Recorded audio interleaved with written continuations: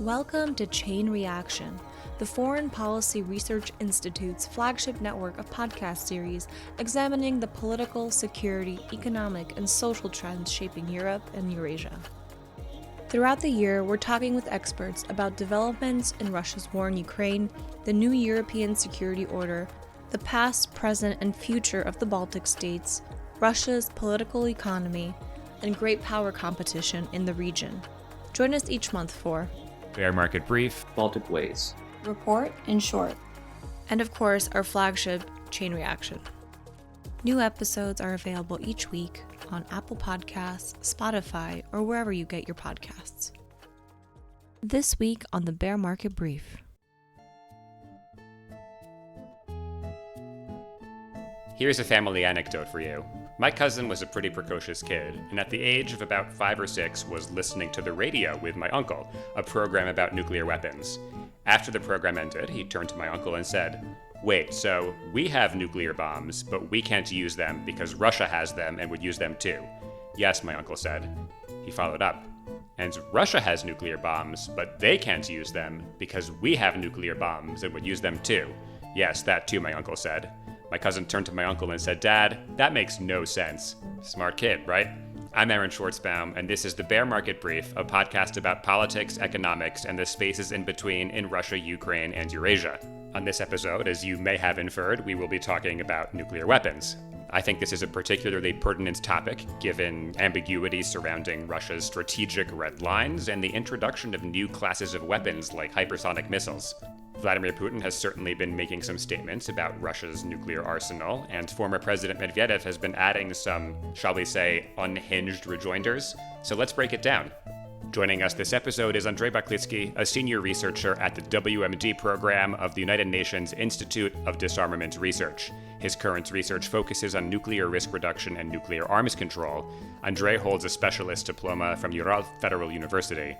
He is also a member of the Deep Cuts Commission. He was previously a program director at PIR Center, a research fellow at the Diplomatic Academy of the Russian Foreign Ministry, a visiting research fellow at CSIS, and a senior research fellow at McGill University.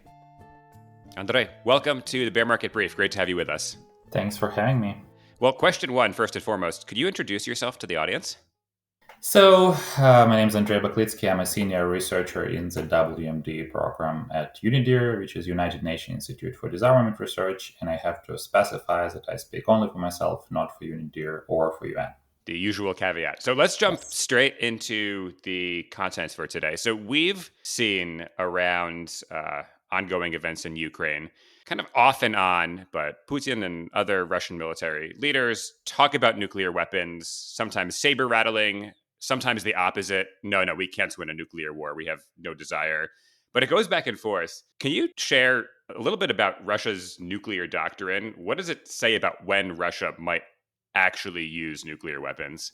So Russia doesn't have a dedicated nuclear doctrine like the United States. So it has a couple of paragraphs in its broader military doctrine, which talks about those things. And then it has something called the foundations or the basic principles of the state policy on nuclear deterrence, specifically from 2020. And in both of those documents, it's pretty clear saying that the decision will be made by the president. So the president has the sole authority to use nuclear weapons as he or she, in our case, he, sees fit. And then there are like a number of conditions under which Russia would consider. But of course, we don't know how any of this could go. Russia can then decide that even though those conditions are met, you wouldn't use nuclear weapons because, again, fundamentally, it's the president who makes the decision. So the two conditions from the military doctrine are quite, non-controversial. One is the use of WMD against Russia or its allies. Then Russia could retaliate with nuclear weapons. And the second one is conventional war when the very existence of the state is under threat. It wasn't ever clarified what exactly existence of state means, but you would think about something like NATO tanks rolling in Moscow, which again seems pretty unlikely. And then the document I mentioned from 2020 kind of adds some nuances. So the one is, if there is a reliable information that ballistic missiles are launched towards Russia and they are flying already, Russia can respond with nuclear weapons before being hit. And then the second point is that if Russian infrastructure, which enables nuclear forces, is being attacked in a way that Russia wouldn't be able to use its forces. So Russia can also consider nuclear use, which again, those are slightly more specific. But then, even during the Cold War, both sides understand that you don't want to mess with each other's nuclear forces or systems enabling nuclear forces. So that's pretty much par the course. Well, the caveat, of course, to all of those things, which as I just said, Russian military doctrine is from 2014, so it's been a while, but those are the official documents we still have. So, editorializing for a second here, none of what you mentioned sounds particularly controversial. I think all those points, if we're being technical, sound reasonable enough. When Putin and other folks in his circle talk about nuclear weapons, then I think you could frame it that you can use nuclear weapons without using them. I'm making air quotes. What do they want when they bring that up? What is the aim? Well, the majority of statements, especially from President Putin, we can say, we can talk about other officials, especially Dmitry Medvedev, who is very unorthodox on those things, who was former Russian president. Now he's a deputy head of Russian Security Council. But when I talk about President Putin, he's mostly talking within those doctrinal things, not going too far out of this, guardrails. And his points are oftentimes like, oh, if someone will try to, the West, meaning they will try to fight a war with Russia, that will escalate to the nuclear threshold, meaning that at some point, some of those red lines Russia has laid would be crossed, and that would lead to nuclear war, and that's nobody wants that. So the West should not intervene, especially given the asymmetry of stakes. Russia is very, very invested in what it's doing. The West is not. So, like, why would you even want to go there? And, I think this understanding from the beginning of the war was that the West should not directly interfere in the war. And it was shared by both sides. We hear it from President Biden, we hear it from many heads of European states, unlike President Macron as of lately, but the majority still share this idea. And then Russia also kind of share this view that, like, the West should not interfere because it could end with nuclear war. But other than that, West has been doing pretty much everything else. It could providing, all kind of information, material, support, training. So I think we can say that this part, of involvement is kind of in gray zone because it doesn't really fill into those conditions. So then, not much you can do with nuclear weapons about them. One thing that I hear Putin talk about a lot when nuclear weapons come up is Russia's arsenal of highly advanced weaponry. And I think we get here to the topic of hypersonic weapons. And I have, I guess, kind of a fundamental question here. Hypersonic meaning multiple times the speed of sound. When you fire an old school nuclear missile, an intercontinental ballistic missile, it goes to space and then it comes down really, really, really fast. Yeah. So isn't that already hypersonic? What's the difference between that kind of hypersonic and when we talk about hypersonics now? What do they actually do? Why are they different? Right. So hypersonic is between 25 times the speed of sound, which again is, you can go in all sorts of complexity because speed of sound is different below the ground and high up in the atmosphere because the atmosphere is just so much thinner up there. But yeah, it's something about 1 to 5 miles per second, so 1.6 to 8 kilometers per second. Yeah, that's pretty fast. And you are totally right. The first, starting from V2, I think, missiles, so like in the 40s, German missiles were already hypersonic when they were re-entering the atmosphere. But what are we specifically talking at the moment is this speed, but also maneuverability and precision. When we talk about hypersonic those days, this is not only ballistic missiles, ICBMs, but also like hypersonic cruise missiles, which are like small, well, not even small, but like plane-like things which can fly, which have powered flight all over its trajectory. So Russia has once a missile called Zircon, which it seems to have been using in Ukraine for the last maybe a month or something. Then those could be air-launched ballistic missiles, which you launch from planes. So something like Russia's Kinzhal. And then, you have strategic boost glide vehicles, so-called boost glide vehicles like Avangard, which is launched into the with a normal classical ICBM, but then it separates and starts gliding it in the atmosphere, also really fast, but also it can change trajectory while it's gliding. So the ballistic missiles, they are fast, but they're predictable. Once you know how it was launched, you basically know where it's going to fall because you have this ballistic, curve. All of those guys can change their trajectory mid-flight, so presumably they are much harder to intercept. So, of course, if you're talking hypersonic cruise missiles like Zircon, they are still flying in the atmosphere, and they're not, hypersonic during all of its flight. So there's also caveats there. And if something's flying in the atmosphere, it produces, they're quite visible in the atmosphere. So there are all other trade-offs. So all in all, I would say those are kind of new weapons, new types of weapons, but I wouldn't say they're like game changers or anything like that. And we've seen, both Zircons and Kinjals being used in Ukraine with no major consequence, I would say. So is the introduction, and this is not just for Russia specifically because China's developing them, the US is Yep. developing them.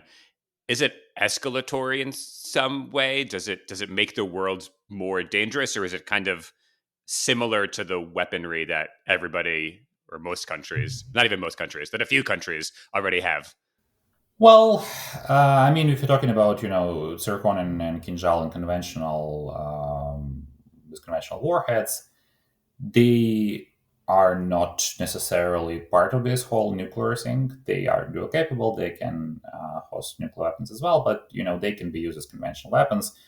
So in that sense, if we don't believe that there'll be ever a conventional war between Russia and the US, for example, because with all the possible consequences, then it doesn't really matter for this broader, strategic stability. Some people can say, well, you can still target nuclear weapons with those, and they could be more capable. They can penetrate missile defense and so on and so forth.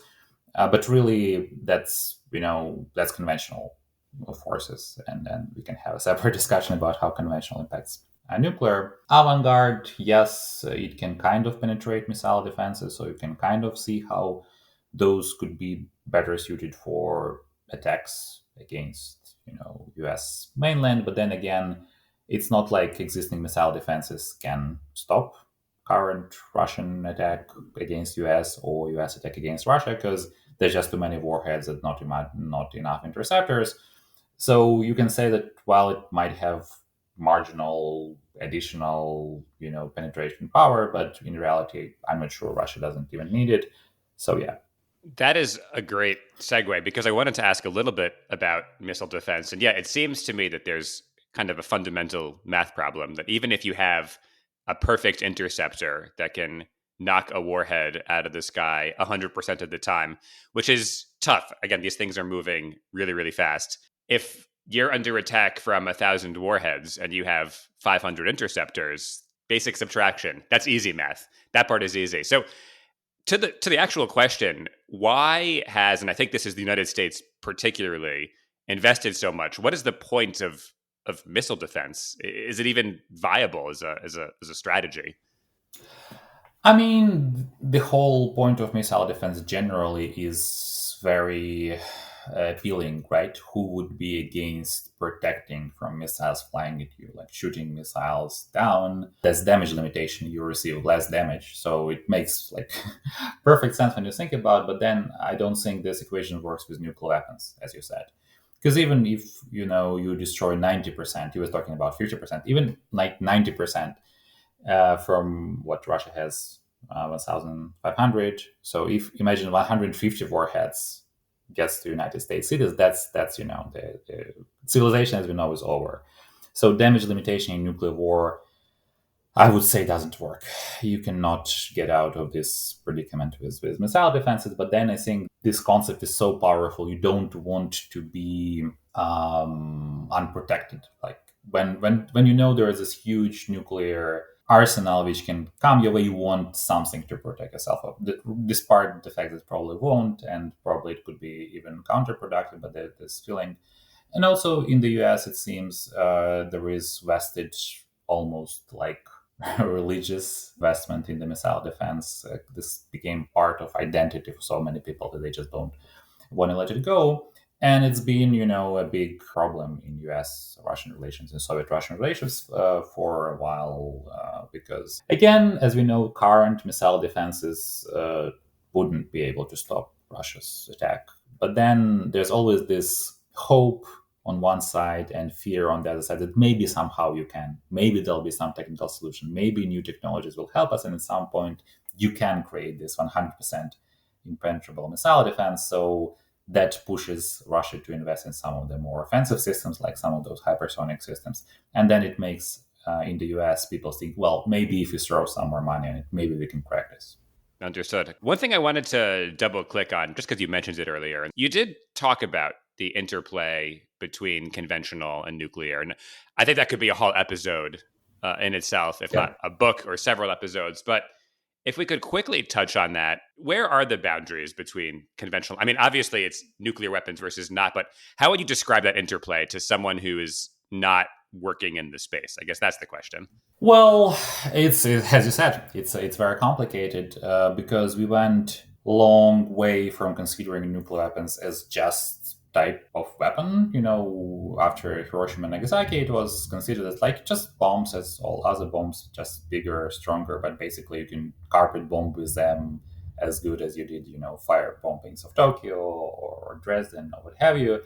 But then, as time went on, you were still like, well, we have higher and higher arsenals, higher and higher yields, and at some point, people understood that this is not gonna work out. If you start using those, you're probably gonna die, and everybody's gonna die. So we cannot really use them.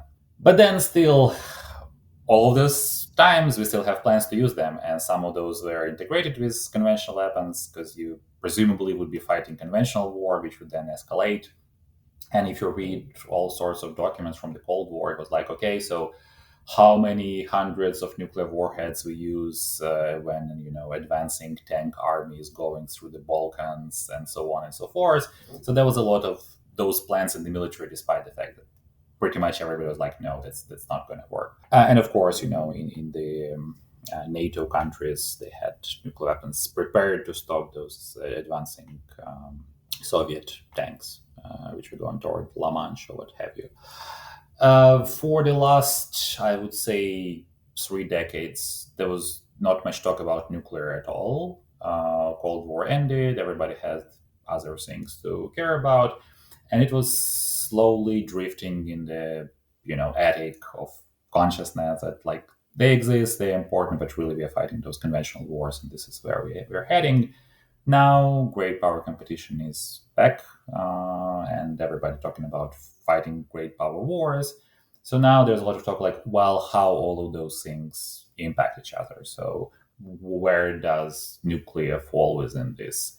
Where does it fall within escalation ladder? When you start using nuclear weapons, and some of this we touched a little bit when talking about Russian doctrine, but also what does it can be used for, and dusting off some of those Cold War scenarios, which I think is quite unsettling because I really believe nuclear weapons are best kept in these attics until we kind of dispose of them. Using them would be crazy. Another great segue here. A lot of good segues today. Talk about arms control, because yes, using them would, I think we can all agree, would be crazy. I think we need to go back in history a little bit, maybe late Cold War. Tell me about some of the foundational arms control agreements. I think we can focus on like the nuclear side of that. What existed, and we'll talk about the status today, but kind of traditionally, what did that regime look like? Yeah, so from around 1970s, we and into the 1980s, we kind of created this system, which was Soviet and then Russian US arms control model, which limited strategic nuclear forces, the forces which you can shoot each other at from Russia into US, from US into Russia. So they were limited. You had a limited number of those. Then you also have Missile Defense Treaty, ABM Treaty, which limited the number of interceptors at very low numbers. It was something like 100 interceptors, and there was many thousands of offensive weapons. So it made ABM kind of irrelevant for this strategic interplay. And then everything beneath the strategic level, from a range of 5,500 kilometers to the range of 500 kilometers, was banned. There were no ground-launched missiles of this range because of the INF Treaty. So you had limits at the top, nothing in between, and then below 500 kilometers, you can build whatever you want, but basically with that, you cannot really threaten each other, and missile defense was limited. And that been kind of the structure which started unraveling in 2002 when US left ABM Treaty. So no more limitations on missile defense. Then INF Treaty, US was saying Russia was in violation, and it left in 2019. And then the New START Treaty, the strategic treaty, was suspended in 2003 by Russia because of the war and how, US basically wasn't acting good towards Russia. So now, in effect, we don't have any of those big elements we used to have, which is kind of worrisome. Now, I guess we turn to the present situation. And I know there's still been contacts at varying points about arms control. I guess the kind of bleak question is how bad is it? Is there any foreseeable chance of breakthroughs on disarmament with all that's happening with the war in Ukraine? Well, I think, interestingly enough, we are not into the arm race for the moment, at least not between Russia and the United States. And the reason for it is manifold. For one thing, the US cannot really do neutral arms racing at the moment until, I would say, the end of the decade, at least, maybe longer, just because the US industry is not ready for it. US in the process of modernization, which means you need to build new missiles, new submarines, new warheads just to replenish your stocks. And just add on top of that's not really feasible for the moment. And, Russia seems to have other things to do for the moment. It has its plate full with Ukraine. What we know about Russia doesn't indicate its arms racing. But in general, it's really hard to say what Moscow's position is on nuclear issues for the moment. What we see now is not a position. It's posing the existing position and discontinuing engagement with Washington because of the war of Ukraine. So it's like jumping over the gap, and Russia is kind of still in the air, and it's impossible to say where it goes when it lands. It seems to have been planned as a short jump, but now we're in the third year of this jump, and we just cannot move anywhere because this is all suspended, and we just watch as the world goes about without, it seems, any coherent strategy or plan or what have you. And at the same time, we have developments with China, which US intelligence community believes has been increasing its arsenal at a very fast race. So maybe this whole Russian-US dynamic will be just overtaken by the events. And when Russia lands and maybe decides that it wants arms control, maybe there'll be just no space in it in the world of rising China and maybe Republican US president. On that very cheerful note, Andrey, thank you for joining the Bear Market Brief. It was my pleasure. Thank you. Thanks again to Andrey and to you, listener, for joining. And you may have heard different opinions from an American specialist. The whole idea here was to have someone by who came up in Russia's strategic culture. So what do you think? Reach out on Twitter/X at the handle @BearMarketBrief. The Bear Market Brief is a project of the Foreign Policy Research Institute, that's FPRI, a nonpartisan think tank based in Philadelphia. For more information on this initiative and on many others, visit fpri.org. We'll catch you next time.